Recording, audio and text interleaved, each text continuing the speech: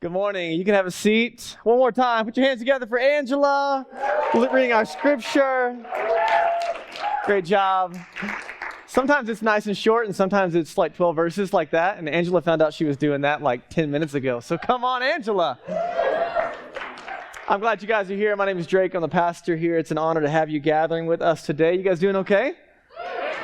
You know, it's funny. I just want you to know I love it. Every Sunday is like a total just shot in the dark. Sometimes you guys are full of energy and you're shouting and wooing. You wooed for every like syllable during the MC moment. I loved it. It was like woo, woo, woo, woo, woo. And other Sundays, it's like just quiet. Everyone's cerebral. And I find it ironic that you guys are super wooey on the day that I'm talking about evil and suffering. Like that's just funny to me. All right, so we are in the middle of this wonderful, controversial Jesus series. As always, you can go back on our YouTube channel, on our podcast, checking out the work that we are doing. We are wrestling with and dealing with some of the most challenging topics in the way of Jesus in our cultural moment. Last week, we looked at the exclusivity of Jesus. Today, we're looking at the problem of pain and suffering and evil in the world. Next week, we're looking at the challenges around judgment and hell. We have conversations around dating and singleness and sexual ethics and all kinds of fun stuff coming in the future as well. Old Testament violence, all the fun things. As a reminder, this series was built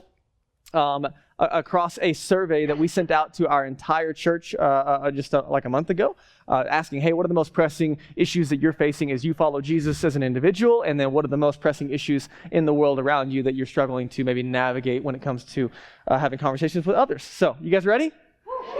Okay, before we get into today's conversation, I have one quick announcement for you, and that is Serve Sunday is coming up at the end of the month. Come on! For those of you that don't know, every year we cancel a weekend gathering this form of a gathering, and instead we still gather, but we gather to serve the city for the entire morning. And so on 5/3, so at the end of this month, there will be no formal, normal gathering as we're doing right now, but rather we're going to show up at 9 a.m. We're going to pray, split up into our teams, and go out and serve the city in a variety of ways. Everything from handing out free coffee downtown to serving individuals with like granola bars and offering prayer on hiking trails, to prayer walking neighborhoods, to serving local elementary schools, things like that. So lots of different ways that we serve in the community. There's a place for everyone to serve, even if you're like new or newish to City Church. It's a beautiful way that we get to go and just serve and bless the city that we live in, and then connect that back to the reality that this is what God's love looks like, not just in word, but in deed. And Serve Sunday is not unique. It's not like we pat ourselves on the back for this one time a year that we went out and served the city, but rather it is a collective demonstration of how we seek to live individually and communally throughout the week. Does that make sense? Okay, so Serve Sunday, if you have not signed up already, who signed up already? Put your hands in the air. Come on, this half of the room, you too.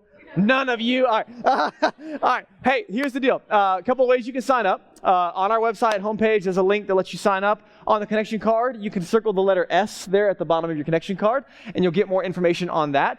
You might be like, man, what am I signing up for? Like when you click the link online or when you sign up to serve on that connection card with the letter S, you'll see all of the different options of serving, okay? So there's a lot of them to choose from, and so don't worry, you're not like married to it when you click the link. Like you can check it out, figure it out, ask questions, all of that, okay? But listen, there is a place for everyone. We'll gather here, we'll go out and serve, we'll come back together, we'll have lunch together here at the church and celebrate how God used us. Is that cool? Okay, so that's coming up. Please mark your calendars and plan to be here. It's going to be awesome. All right, back to wonderful, controversial Jesus. Here we are. In the modern West, the problem of evil and suffering remains one of the greatest challenges to conversations around faith. The argument goes something like this, and this is not new to you and I, but if God is good and all-powerful, then why does evil and suffering exist?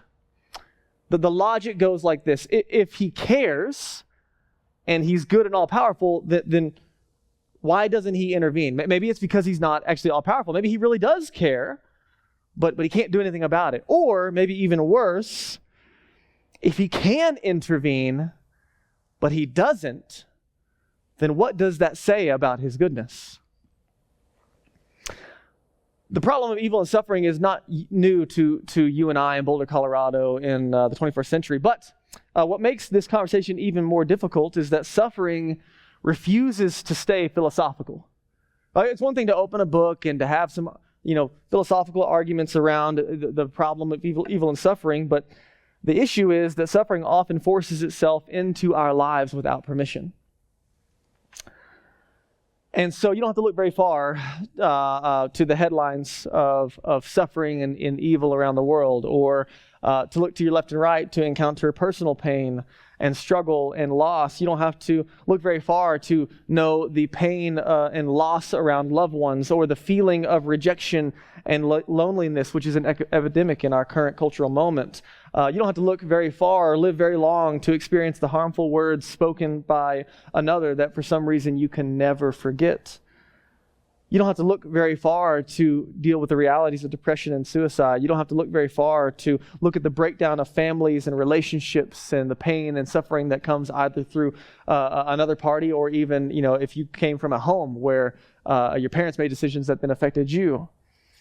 You don't have to look very far to look at how sickness and disease ravage bodies. You don't have to look very far to look at natural disaster. And as you look at all of that, there's something that I think most people share, regardless of their religious affiliation, and it's this deep-seated feeling that it feels wrong. Suffering and evil feel out of alignment with how things should be. And so the question is, what do we do with the tension? What do we do with the gap between philosophical arguments that we can put on a shelf and the problem of pain that we walk through, or the other people that we care about walk through?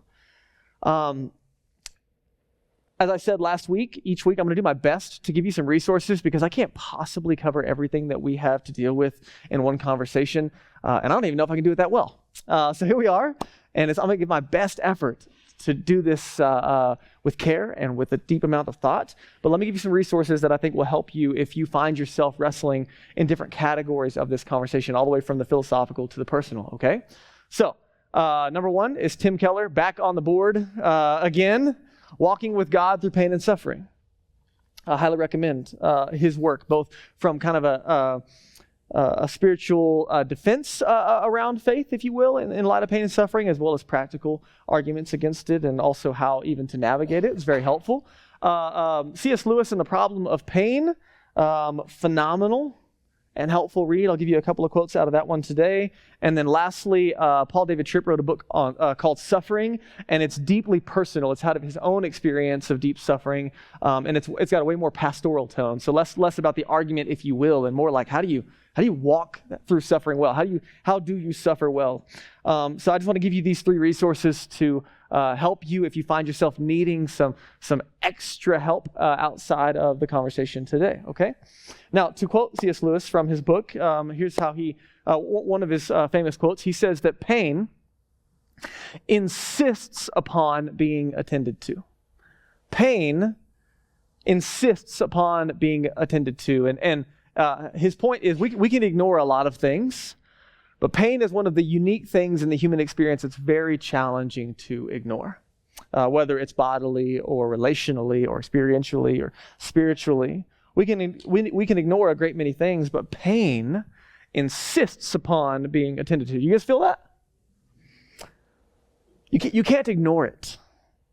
And here's what's unique about pain is that when we encounter pain in its variety of forms, many people are often more open to at least conversations around God and spirituality in general in the middle of loss of control, in the middle of the big questions of life, when you realize that you actually don't have a handle, your white knuckling isn't doing all that you thought it would do to keep your life in the lanes that you wanted to stay in. People often start to explore spirituality, start asking questions about God. They might even visit a church. And so then there's this dance that starts to happen. Again, not always, but often pain awakens something in us, at least to the bigger questions of life. And so C.S. Lewis goes on and he says it this way.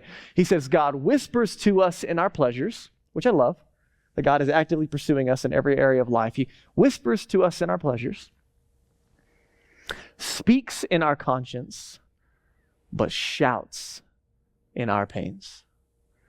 It is his megaphone to rouse a deaf world. Now, I find that quite compelling, quite moving. You might find yourself on the opposite end of that. You say, why does God have to use pain to get my attention? And I think we can push back on a lot of that, but I'm going to leave that there for a moment as we get into the conversation. I just want to acknowledge the tension.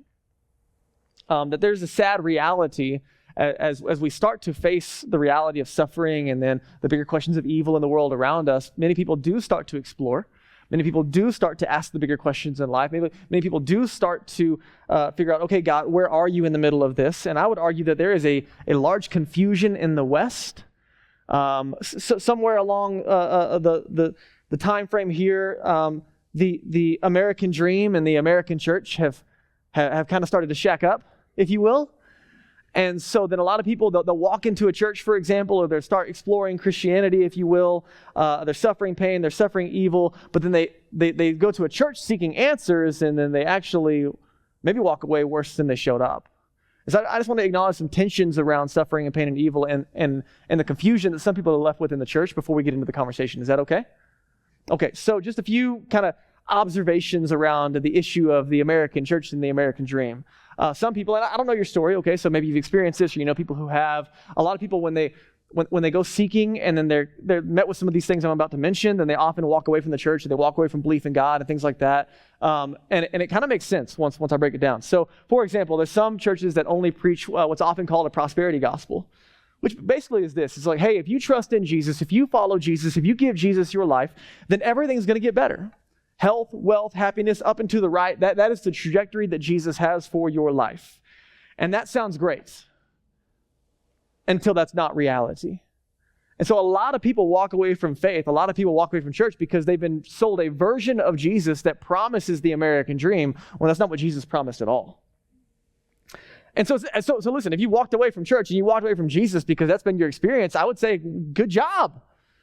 Well done, because you walked away from something that wasn't Jesus himself. And I would invite you back into something better. Other people, they walk into churches and they experience cultures of perfectionism or performance. And quite frankly, I think we all struggle with this. This is like, for what it's worth, like look to your right and your left. A bunch of really wonderful, jacked up people all around you, okay? And so I just want you to know, like genuinely, like our best efforts sometimes, right? Like, hey, how are you? Good. That comes out of you before you even have given thought to how you really are. Or you're too exhausted emotionally to even genuinely, like, you can't handle how I really am, so I'm just good, right? That's the reality, and I understand that. But there is a culture that sometimes exists that says, hey, you got to put on a face, you got to put on your Sunday best, whatever that means. You got to perform. And so church is not a safe place where your suffering and your questions and your struggles are welcome, because it doesn't exist here. So people walk into an environment where everyone's good and nothing's wrong and no one's struggling. And you might get like little passive answers and like short snippy prayers and like really, really small answers to the big questions of life that maybe put something in a box but don't actually help you wrestle with what you're walking through. Well, I mean, it makes sense that you would walk away from that as well, because you're not actually finding that Jesus and the good news that he presents is meeting you in the real life that you're walking through. You see, the biblical worldview of Jesus is that the world is broken. And suffering is to be expected. And so when we walk into a church and you don't see brokenness and suffering, you should ask questions. What's wrong here? Where's the Kool-Aid? You need to know, right? Listen, it's the American dream that creeps into our vision of the good life. Instead of pain and suffering, I want pleasure and comfort. I'd be lying to you if I didn't tell you that I am suffering averse, that I'm all about pleasure and comfort. And I can't think of the last time that I willingly signed up for pain and suffering. Except to get swole. That's different, though. All right, so there's a couple of issues. Another one is the perpetuating evil that the church has actually been involved in. And this one's an ugly reality that people wrestle with. I've had many conversations. We talk about this often, right? By all means, if this series is helpful for you in inviting your friends to church, and that's great, that's fine. But most of your friends, most of your colleagues, most of your neighbors, most of your family members and coworkers are not coming with you to City Church. The best chance of them meeting Jesus is not at a weekend gathering, but rather like at your kitchen table, right? Just because they're not coming, it's okay. But the reality of this is some of the, like I had conversations this week with people that I know dearly, that trust my character, that we have a good relationship with. They're not coming to City Church because they have problems with the church.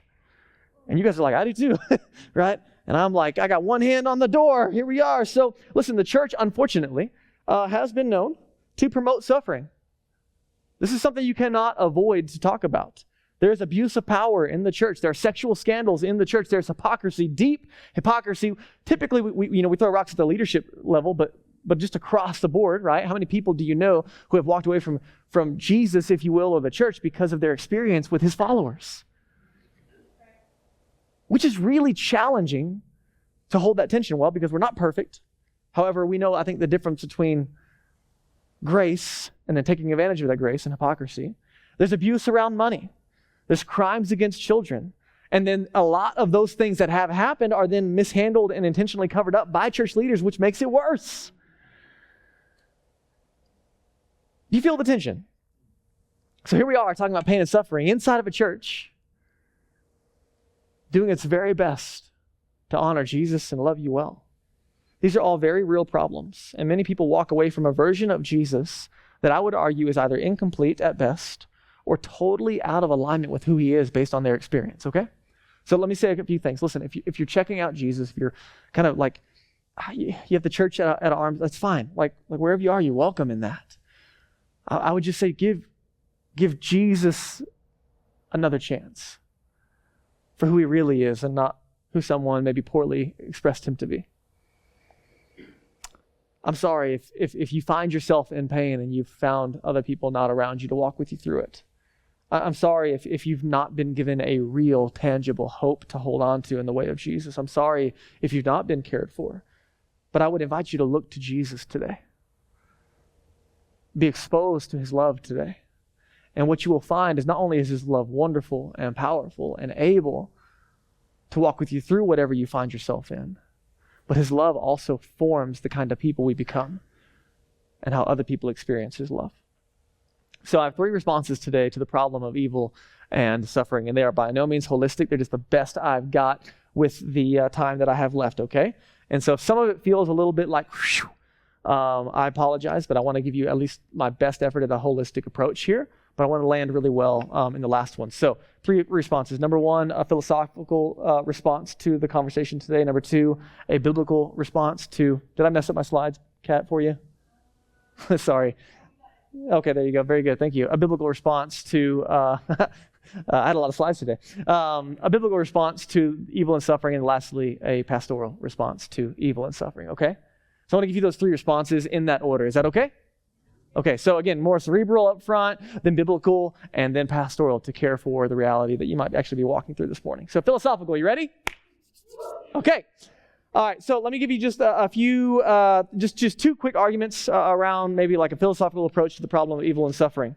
One of the arguments could go like this, and there's lots of them. I can't handle them all. I'm just giving you a few. A statement might go like this. An all good and powerful God would not allow pointless evil and suffering. Right? One of the arguments when it comes to the problem of even evil and suffering is if there was an all good and powerful God, he would not allow pointless evil and suffering. Now, this statement assumes that you have a perspective on suffering and all of suffering is pointless.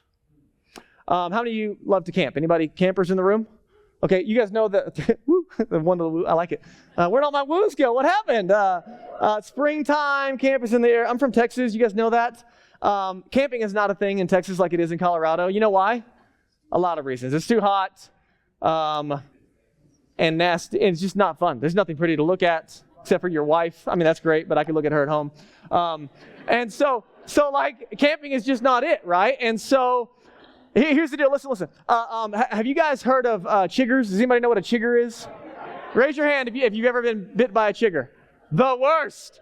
Fire ants, anybody, while we're on the topic? Maybe even worse, but chiggers are bad. All right, for those of you that don't know what a chigger is, have you heard of a no-see-um? You've heard of that before? Okay. They're bugs that you can't see. Kind of similar, a little different, but similar, okay? So I want you to imagine that we're camping, and you say, Drake, there's a St. Bernard in your tent. And then I open the flap and I look around and I don't see a St. Bernard. I'm like, there's no St. Bernard in my tent. There's a pretty good conclusion that I'm correct on that assumption, right? Like, you think I'd be able to see a St. Bernard in my tent? Yeah, probably. But then let's say you say, Drake, there's a fly in your tent. And I open the tent and I look around. And then with a little bit of effort, I could see a fly, right? Or hear him, right? But they're a little harder, right? You got to kind of chase them down, see if they're moving, wheel the tent a little, right? But I could probably identify a fly, right? But if you said, Drake, there's a chigger in your tent, or thousands probably if you're in Texas. I can open the flap and I can look around. There are no chiggers in my tent.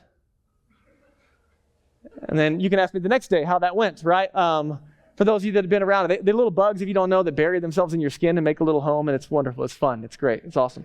You see, just because I can't see the chigger, I can't give a verifiable evidence that it's there, does not mean that it's not there. The same is true for, if you will, pointless suffering. Sometimes we look at suffering and evil and we say, oh, it's pointless. The problem with that is how often, how many stories are even in this room of how suffering has formed somebody in such a way and was used in such a way that they would actually say that they're grateful for it. You know what I'm talking about? The easiest example in the Old Testament scriptures would be like the story of Joseph, who went through ridiculous suffering and betrayal by his family, but God actually used it over the course of a way longer period than he would have signed up for to actually save his family and an entire nation, right? So the issue of saying suffering is pointless and therefore a good God cannot exist because of the existence of pointless evil is assuming that evil and suffering is pointless. And there's tons of people in the room that have gone through tremendous suffering and would actually give credit to how God has used it to either to form their character or to help others. Now, that's just one, okay? Now, obviously, that does not deal with the horrendous and inexplicable suffering that we experience or observe, right? There are some things that you simply cannot connect the dots to. How could that serve a purpose, or how does that have a point? It might not disprove the existence of God, but it still presents us with a problem. So let me give you one more. Another question you could ask, again, up against the problem of evil and suffering, is where do we find a source of justice without God? Here's one of the issues that we have. Is that we look at pain and suffering, all of us in the room. I have yet to meet anyone on the planet that looks at pain and suffering and says, oh, this is fine. Like that little meme where everything's on fire. This is fine. I just have yet to meet anyone that's going through real suffering or looking at it around the world and saying, this is wrong. There's something about this that is wrong. And I've got to ask you the question, where does that come from? On what basis are you making the claim that something is wrong? Where do you get your sense of justice and morality? Martin Luther King, when he was in prison writing his letter from Birmingham jail, he wrote that the only way to know if a human law is just is if there is a divine law that backs it up. Martin Luther King, fighting for justice, giving his life for something that is wrong, and doing something about it. And you got to ask the question, on what grounds are you doing that? He's saying this is unjust and we must do something about it. According to whose standards? For Martin Luther King, he's saying behind everything that we perceive as justice, there must be a divine law. But not everyone agrees, right? So here's my question. What makes your sense of justice more credible than Hitler's? If there is no God and there is no divine law, the easiest extreme of what makes your sense of felt justice when you look at evil and suffering any different, more valuable, more teeth in it, if you will, than Hitler's sense of justice? Where do you get that sense and standard from? What makes yours more credible? You see, if there is no God, if there's no divine law, then we can look at every historical event and current event, and we have to ask the question, where does the standard of justice come from? You see, like Richard Dawkins would argue that everything is built on the law of nature, right? So if you're an atheist and you're looking at the world, then nature just has its way, and that's good and right, and that's how it's supposed to be. So follow that logic. If nature is what rules everything that we call like the life that we live, then violence makes the most sense. And according to nature, nothing is wrong with that. You look at the natural world, and violence is just part of what it looks like. We see it everywhere. If there is no God, you might have feelings that something is wrong, but how can you object to the natural order of violence, saying it's unnatural when we see it everywhere else? Does it make sense? Survival of the fittest means war and stepping on others and looking out for number one make the most sense on this planet. And so if there's something inside of you that says this is wrong, you've got to ask the question, where does that come from? You see, the big idea is, some people assume, okay, if we can get rid of the belief in God, then we can deal with suffering and pain and evil in a different way. The question is how? What are you going to do with it? How does that make it better? Evil and suffering is a problem for everyone, regardless of religious belief, and abandoning God, in my opinion, won't help. Now, again, that doesn't answer every question. It's just another argument in the philosophical realm. Are you okay? Okay, so here's the idea. While this is a great and important conversation, there are good responses to the problem of evil and suffering. Now, here's the issue. If you're really struggling with suffering in the room this morning, if you're experiencing loss, if you're struggling, you've got real pain going on, these philosophical arguments are not helpful to you, are they? They don't fill you with warm fuzzies. They didn't do anything for you. Yay. I can argue for the existence of God and pain and suffering at the same time, but life still sucks. So what do I do about that? I'm still hurting on the inside. I still cry myself to sleep. I'm still lonely at night. What do I do with that? That's where we have to move to a biblical answer. So, number 2, let's look at a biblical response to the response. Now here's the good news, friends. As followers of Jesus, we have a very good, reasoned explanation for evil and suffering in the world. We have a solid foundation, a holistic reason of why evil and suffering exist, and then what God is doing about it. So, have you guys seen the 3 circles image before? Some of you have seen this, okay? I'm going to use this as a paradigm today to help us understand, okay? So for those of you that are new to the biblical narrative, you can start in Genesis 1, 2, and 3, kind of as the paradigm. The seatbacks, the Bibles and the seatbacks in front of you are our gift to you, by the way. You can take those, read them yourself. Super helpful. But let me just kind of give you an overview, okay? I don't have time to go chapter and verse today, but I'm going to give you just a quick overview. Many of you know this, but from a biblical worldview, from the worldview of Jesus, from the worldview of followers of Jesus, God created the world and it was perfect. So I drew a little heart here. Look at this. You impressed? Look at that. That's my own. I did that. So when God created humanity, when he created the world, when he created everything, it was perfect and good and whole. We were in right relationship with God. We were in right relationship with one another. And the biblical narrative says that while God created a perfect world, he also created humans with free will, the ability to choose love, because without choice, is it really love? It's a good question. So you have free will. And in that free will, humanity rebels against God, is tempted actually to rebel against God, then chooses to do so willfully, and thus brokenness is introduced into the world. Okay, so the brokenness from a biblical perspective that you and I experience has a source. God did not create things this way. It's directly influenced through 2 primary arenas: spiritual evil and then human rebellion. Let me just give you a very, very simple breakdown, okay? From a biblical worldview, there are some things in the world that seem truly evil. Would you agree? Like there's wrong and there's suffering and there's pain and there's brokenness, and there's some things that seem like truly evil. You're like, that? I don't know what else to call that. The easiest one, right, because we're removed from it, is calling the Holocaust evil, which truly, like how can that possibly? It seems truly evil. And in those moments, I think it's helpful to consider that something bigger than just the person next to you is behind that. That for Jesus and the authors of Scripture, there is a real Satan, a real devil, if you will, and real demons. They're created spiritual beings who rebelled against God and are actively working to enslave others, to, Jesus says, to kill and steal and destroy. Peter describes Satan as a lion looking for others to devour. There's an active spiritual agent working against God and all things good and beautiful and true in this world. And we see it in Genesis 2 and 3. With the temptation to get humanity to rebel against God. Ephesians 4 says that our fight is not against flesh and blood, but principalities and powers. And so listen, it's important that when we look at the suffering and pain in the world, we don't attribute every evil that we experience to the people that we can see. But simultaneously, there is a brokenness initiated by human rebellion as well, or what the Bible often calls sin. So this brokenness is perpetuated through evil, spiritual evil, and human rebellion, individual and collective. Everyone in here has been influenced by an unthoughtful word by somebody, right? Everyone in here has been taken advantage of and done the same to someone else. Everyone in here knows what it feels like to be ignored or forgotten. You see, all of us contribute to the evil in the world, individually and collectively, right? So when you look at systemic issues like racism and sexism and human trafficking and wars, when you look at the broken systems and cultures, those are perpetuated collectively by individuals. And all of this goes right back to Genesis 1, 2, and 3. Does this make sense? So the biblical worldview is, yes, the world is indeed broken. And there's a good answer for it. It's all connected to human rebellion and spiritual evil.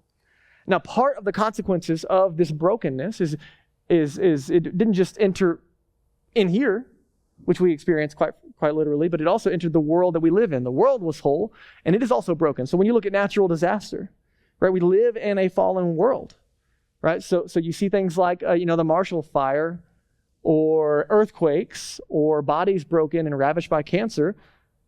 That's part of the brokenness that was introduced from what theologians would call the fall. So does this make sense? Now, this is just a biblical worldview. You might not believe it. That's okay. But this is the way that Jesus looks at the world and invites you to look at the world. Now, here's what you need to know, is that God responds to evil with justice. This is important. God does not sit back. He does not let the world just keep spinning absent-mindedly or as if he doesn't care. He responds to evil with justice. We live under what's often called common grace. Have you heard that phrase before, common grace? It just means that this morning you woke up and there's breath in your lungs, sunshine on your skin, food and water and friendship and joy, right? Like you and I, while the world is deeply broken, you also have incredible moments of joy. Would you agree? Right? Like genuinely, you just get to taste and see, you're like, wow, like there are moments of deep goodness saturated in the middle of our brokenness. And the reality is that is not what we deserve. The biblical narrative would say we deserve death in that moment, and God has given us common grace to everyone, whether we follow him or not, whether we think about him in the morning or not. Common grace is that every day you get to wake up and experience a life that you do not deserve. Common grace, that God gives us free will, breath in our lungs, to give us time even to respond to his grace. Now, in addition to that, God also allows like natural consequence, right? We have free will. And so if I punch Jackson in the face, there are consequences, right, Jackson? Right? Yeah.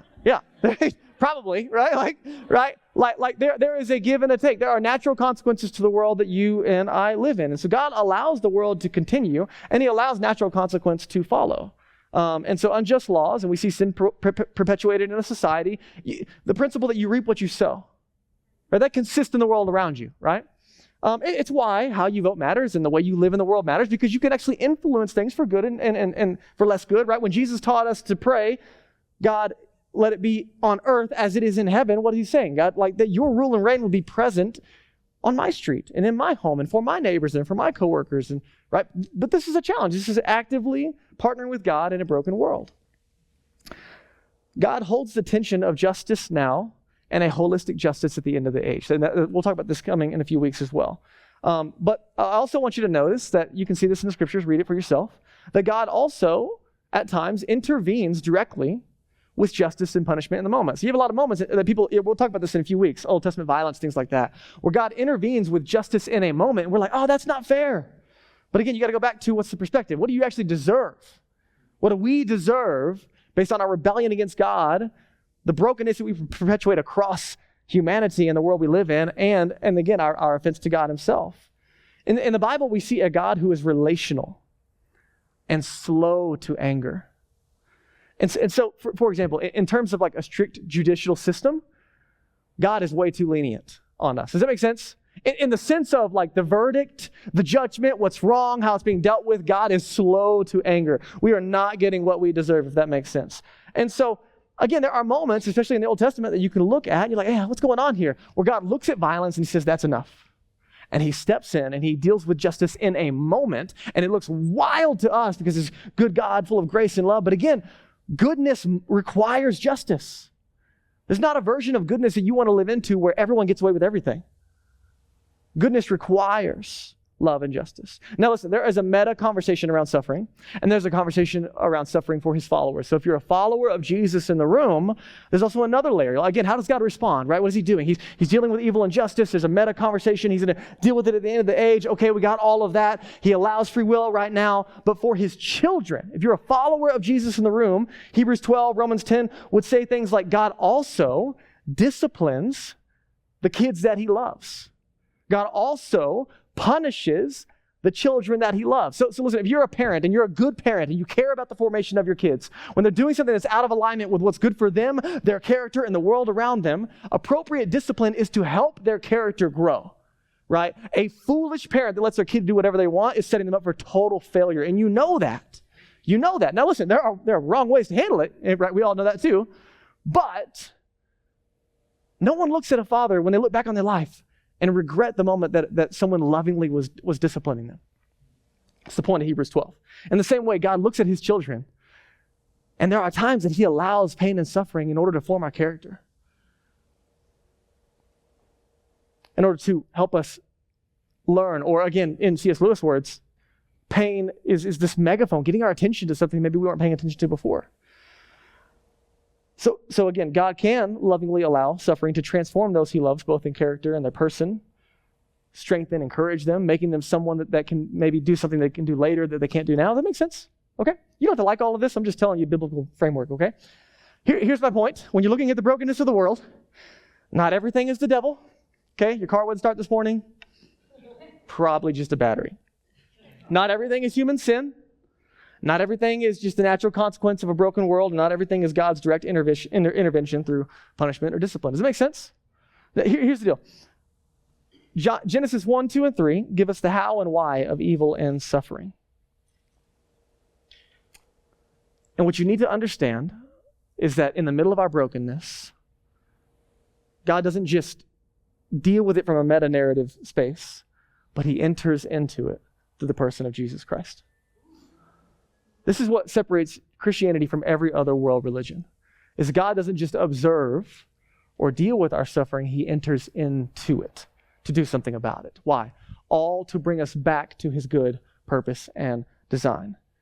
There is someone coming who will restore what's been broken. And so listen, friends, when suffering happens, we have a reason for that suffering. Does that make sense? Right? We just talked about it. The brokenness in the world has a core reason in the Christian faith. But we do not know which reason or which combination of reasons. And here's where a lot of people get it wrong. We know that the influence of the devil and broken humanity and God's maybe justice or punishment or discipline, right? Those can all be factors working together for whatever you're experiencing or whatever you're walking through. But to assume that you know is a very dangerous combination. To jump to a conclusion, especially on behalf of others, this is where a lot of people get hurt. Right? There's a story where Jesus is healing a blind man, and everyone's around saying, well, who sinned? He's clearly blind because someone did something wrong. And Jesus' response is, actually, he's blind because of the glory of God. He's blind so that you can actually see me do a miracle in this moment. What do you do with that? Jesus says there was a purpose in his blindness. Everyone else is trying to blame it like, oh man, you must have done something wrong. So you need to be really, really slow to connect the reason behind suffering, but know that there is a good answer to it. We live in a broken world. We're not getting what we deserve. We have broken bodies, and God is working right now to make all things new. Okay?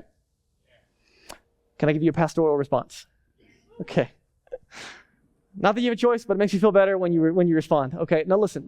I realize with every syllable that I have uttered this morning, it might have added 10 other questions. That's fine. You have books that I gave you. You can write me a mean email later. But let me give you 3 ways to deal with suffering and pain and evil from a Christian perspective. 3 ways to deal with suffering and evil and pain from a Christian perspective. Because again, it's one thing to have a philosophical conversation. It's another thing to have the meta-narrative of the Bible give you a worldview. Okay, yeah, things are jacked up and it's mostly our fault and the devil. Cool beans. And God's going to make things new. But like, what about today? What about right now? How do I navigate the waters of suffering today? 1 Peter, Angela read for us a moment ago. I'm going to go out of order to give you 3 things, starting here in verse 6. Now, Peter is writing to followers of Jesus who are suffering greatly for their faith, okay? So the prosperity gospel is not working. It wasn't follow Jesus and it's health, wealth, and happiness. It's follow Jesus and you're being threatened with your very lives consistently, persecuted from every angle, crushed but not destroyed. Now watch what he says. In all of this, you, speaking to these followers, greatly rejoice, though now for a little while you may have had to suffer grief in all kinds of trials. Right, so the Bible's honest. It's not pretending like suffering is not a part of the deal. Jesus said, in this world you will have many troubles, but take heart, I have overcome the world. Verse 7, these have come. What has come? The suffering. They have come, listen, so that, he's writing to believers, the proven genuineness of your faith, of greater worth than gold which perishes even though refined by fire. Precious metal. So how do you refine metal? Through fire. Right? But even, listen, he's saying it like, think of how valuable gold that has been completely purified is, right? Like even that perishes up against what God is doing in you. But what does it require? Fire. Can we just pass that part? Can I just have the precious metal part without the fire part? That it might result in praise, glory, and honor when Jesus Christ is revealed. Though you may not have seen him, you love him. And even though you do not see him now, you believe in him and are filled with inexpressible and glorious joy. One of the greatest testimonies of the love and the power of God in our cultural moment is people full of joy in the middle of their suffering. It makes no sense. For you are receiving the end result of your faith, the salvation of your souls. Pause for just a moment. This fiery furnace conversation. There's a story in the Old Testament of Daniel and his buddies in Daniel chapter 3 where they're thrown into a fiery furnace. You guys familiar with this? You can go check it out on your own, Daniel chapter 3.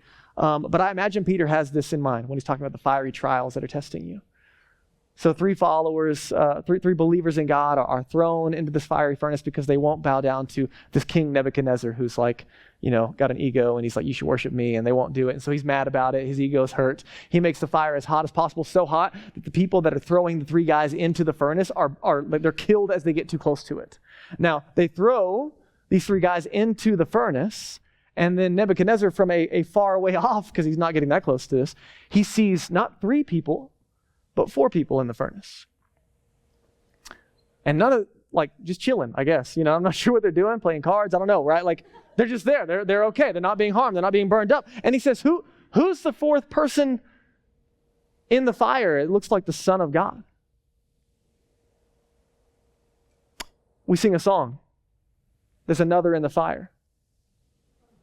And it speaks to the reality of our suffering. Let's listen to Isaiah 43, which Peter was quoting a moment ago. Isaiah 43. Oh, did I give that to you guys? Oh, I didn't. I'm sorry. I'll read it for you, okay? Isaiah 43. Do not fear, for I have redeemed you. This is the Old Testament prophet Isaiah. I have summoned you by name, and you are mine. When you pass through the waters, I will be with you. When you pass through the rivers, they will not sweep over you. When you walk through the fire, you will not be burned. The flames will not set you ablaze. Do you hear it? What we'd really like is follow me and you won't go through fiery trials or rivers or waters. But in Isaiah,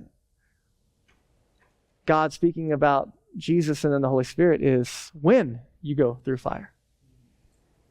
It will not consume you. What's he saying? It won't turn you hard. It won't turn you bitter. It won't break you. It's going to refine you. Your character, your soul, your faith. I will be with you. You see, friends, these promises only make sense in light of Jesus. You say, oh, that's really nice. Thanks so much for God being with me. But how does it help? Look at verse 10 here. Concerning this salvation, the prophets, like Isaiah that I just read to you, who spoke of the grace that was to come to you, searched intently and with the greatest care, trying to find out the time and the circumstances to which the Spirit of Christ in them was pointing when he predicted the suffering of the Messiah and the glories that would follow. You see, friends, in Jesus, God became subject to vulnerability and suffering and death. Why? For me. For you. Have you ever felt abandoned? Betrayed? Have you ever suffered loss? Grieved death? Have you ever felt pain and anguish in your body? Have you ever lost hope? Jesus is right there with you. Abandoned, suffering pain, rejection, losing hope. What do we see? We see Jesus in the garden literally, before he goes to the cross, sweating drops of blood. It's a medical condition where the stress in your body is so intense that the capillaries in your face are bursting. And as you sweat, it's being mixed with blood. Jesus steps into and is acquainted with everything we've ever suffered and more. You see, Jesus didn't just suffer physically, he also suffered cosmically for us, what we deserve. If you and I are in a relationship, and I say to you, listen, I don't want to be around you anymore. I don't want a relationship with you. I want this to be over. I don't want to see you anymore. The non-creepy response would be, okay. That if I were to look at you and say, I don't want you in my life anymore, the response would be, sure. That makes, it's painful, but okay. And that's what sin has breached between you and I and God.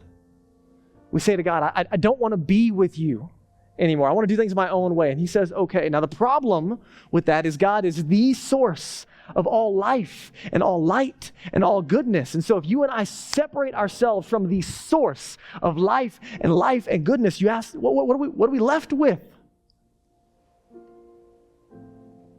You see, Jesus didn't just experience physical torment, but he experienced that separation. The separation that we willingly step into, Jesus stepped into on our behalf. He did it all for us. So we go back to that paradigm I was showing you earlier, the cross. If you and I can go to the cross, you ask God, why are you allowing evil and suffering to continue? You see, friends, the cross cannot give you the answer to like what you're going through in this moment. But the cross can tell you what the answer cannot be. What we know from Jesus, what we know from his death, burial, and resurrection is that it cannot be that God doesn't love you.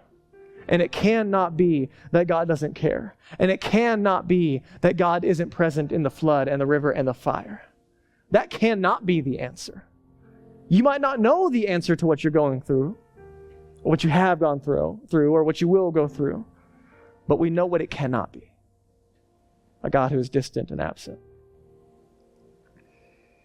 God came as Jesus so that he can put an end to all evil and suffering while simultaneously not ending us.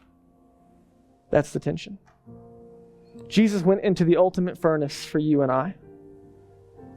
And you can know that whatever personal furnace you're walking through, he is there with you. That is the promise that we have in Jesus. Last thing. Verses 3 through 5. Here's how Peter started this, okay? Praise be to the God and Father of our Lord Jesus Christ. In his great mercy, he has given us new birth into a living hope. An active hope. Not an I hope so hope, not an I wishful thinking kind of hope. A tangible hope through the resurrection of Jesus from the dead. And into an inheritance that can never perish, spoil, or fade. This inheritance is kept in heaven for you, who through faith are shielded by God's power until the coming of that salvation that is ready to be revealed in the last days. A living hope. An inheritance kept in heaven for you.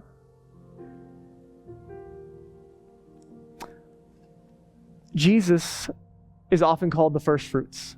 His resurrection from the dead was not this floaty spirit with a cool tail, but a physical body, right? What does he do? He eats with his disciples. He shows them the hands in the holes in his hands and the hole in his side. He's a resurrected physical body, and he's called the first fruits of that moment. Why? It's spring right now. Have you guys been watching? A little bit of moisture. Finally, things start to turn green. You look at the trees, the little buds, and all before the leaves start to show up. What is that? The first fruits of spring. But then Friday, we still get snow, right? Like spring is not here yet, but it's coming. That makes sense? So Jesus is not only the one who lived and died and rose again for you, but he is evidence of what is promised for those who believe. Heaven is not this place that you are going to hop onto a cloud with a cool harp and float around in a diaper and sing the rest of your life, right? Boring songs. I know some of you are really looking forward to that, but that's not it. The scriptures, the biblical narrative is that Jesus is making all things new, a new heaven and a new earth. The book of Revelation speaks of literally heaven invading earth. Heaven represents God's presence, and God's presence will be with us. He'll make all things new. Physical, spiritual, relational, it'll all be made new. 1 Corinthians 15 says that death will be swallowed up in victory. Swallowed up. Not like just kind of pushed out like it didn't really happen. Swallowed up. You see, resurrection is the restoration of this very life. It is hope in the things that you have lost. To quote the great Samwise Gamgee, all sad things will come untrue. There's a Russian Orthodox Christian who explains it this way. Dostoevsky says, "I believe like a child that suffering will be healed and made up for. That all the humiliating absurdity of human contradictions will vanish like a pitiful mirage. That in the world's finale, at the moment of eternal harmony, something so precious will come to pass that it will suffice for all hearts, for the comforting of all resentments, for the atonement of all the crimes of humanity, of all the blood that they shed, that it will make it not only possible to forgive, but to justify all that has actually happened." Believe like a child. Trust Jesus and his word. Now listen, he's not saying that evil itself will be justified, but rather he's saying it'll be swallowed up in a greater good. Last thing, verse 12. It was revealed to them that they were not serving themselves. These are the old Isaiah that we quoted a moment ago. When they spoke the things that they have now been told to you by those who have preached the gospel, the good news, what Jesus has done for you, to you by the Holy Spirit sent from heaven. Even angels long to look into these things. And I must give you this as we close. You could dance around the philosophical. You can get a solid biblical theology. But God is relational. And so the invitation is not just to let something pacify your thoughts, but get into your very hearts and souls and minds. Even angels long to look into these things.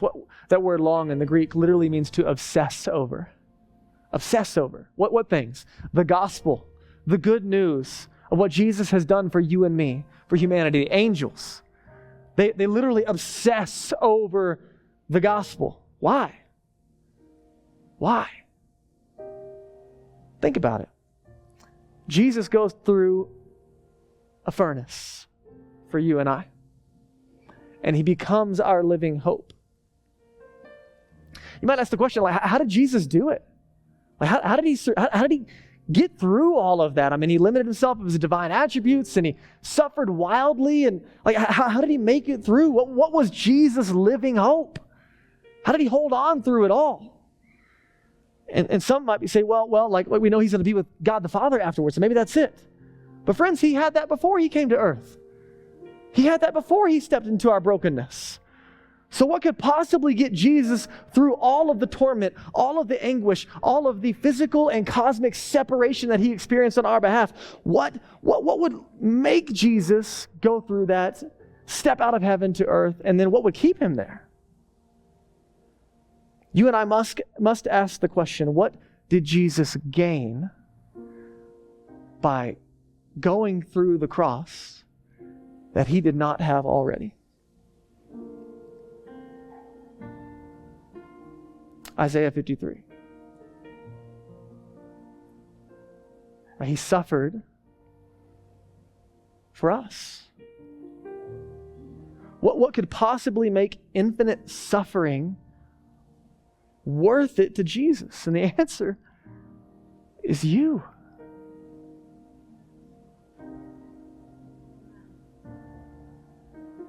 And it's me. And so we sing songs like Amazing Grace. How can it be that you, Jesus, would die for me? That's not a song just to get through a Sunday. That's a declaration of a reality that moves your heart. His joy, his resolve was to have you. In your brokenness, in your pain, in your suffering, in your good days and your bad ones, Jesus put his living hope in having you. And friends, if you can let this reality get into your hearts today, that you were his living hope, it's in that moment that he becomes your living hope. That's how you make it through suffering. That's how you suffer well. It's how you hold the tension and the promises of evil and suffering in this life. Not a theological living hope, a real living hope. Can I pray for you? God, thank you for the privilege that we have together.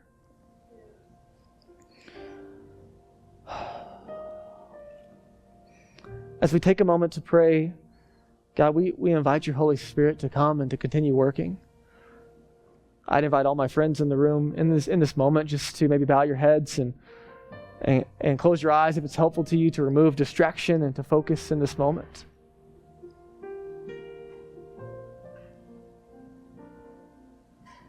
On the voice of God.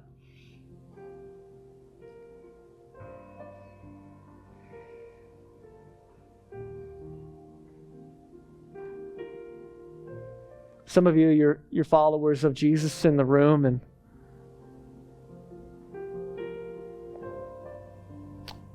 you just lost sight of your living hope.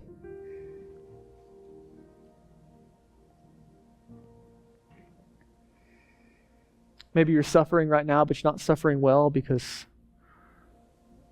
you've lost sight of Jesus in the middle of the fire with you. You've lost sight of his great love for you.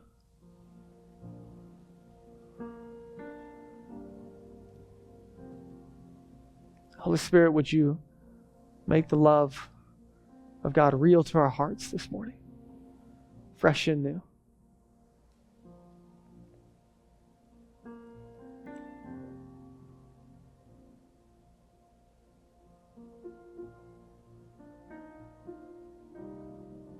Oh, that you, my King, would die for me. Amazing love. For some of you, the gospel of this good news, it's flipped your worlds upside down, and the reality that God wanted you, it's amazing.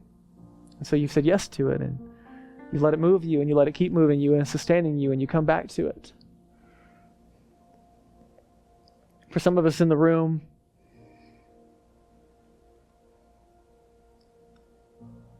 we're hearing maybe for the first time, or maybe for the first time in such a clarity that it might be for us, that Jesus stepped out of heaven to earth and he suffered and died and rose again to have the thing that he did not have before, and that was me.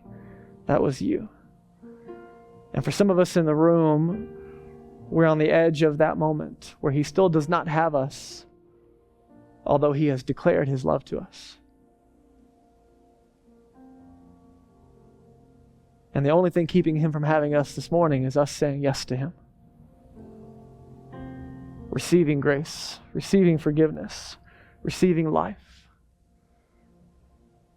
believing on the promise of Jesus today to save us and set us free now and forever. God, I believe there are friends who walked in this room who you did not have yet, but will not leave this place until you are holding them tight in your good and strong hand, embracing them deeply as a father wraps his hands around his lost son.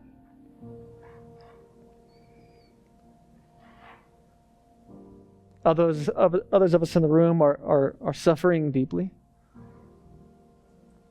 With so much content to cover this morning, friends, I didn't have time for what feels like the hundreds of stories of real suffering that many of you are walking through right now. The suffering around the world, the suffering of close friends, in all of its varieties and forms. And it's deeply painful. And mostly unwelcome. And so, God, I pray that you would help us this morning to allow you to be our living hope, to settle the things that we can know are true about our circumstances. And for the answers that we cannot answer, God, could we trust you? Could we trust your character? Could we trust your promise? Both now and forever, can we trust what's coming? Can we trust your gentleness? Can we trust your patience? Can we trust your heart for justice and how you hold the tension together? God, would you help us to trust you as our living hope this morning? We give you the rest of our time, asking you to help us respond in a way that only you can. Amen.